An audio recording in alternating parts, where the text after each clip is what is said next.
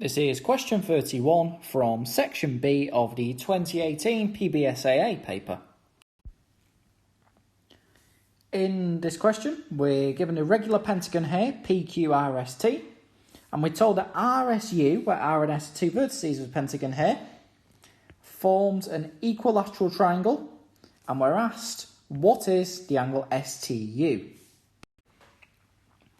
So, where do we start on this? Well, what's the easiest information we can get down on our diagram? Probably this. RSU is an equilateral triangle.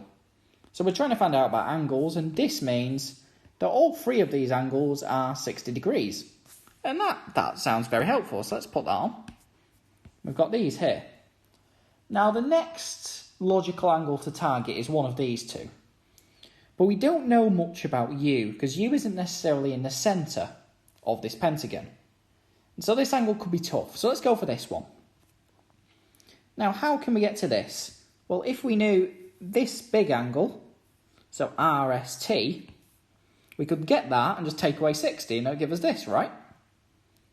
So let's do that. So how can we work out angle RST? Well, recall, if we've got a regular n-sided polygon or shape, the sum of its internal angles is n minus 2 times 180 degrees. So you can think about that. If it's a triangle, 3 minus 2, 1 times 180, 180 degrees. Same for a square, etc. And so for a pentagon, it will be n equals 5 here, so 540. But this lets us work out the big angle, because all these angles are the same.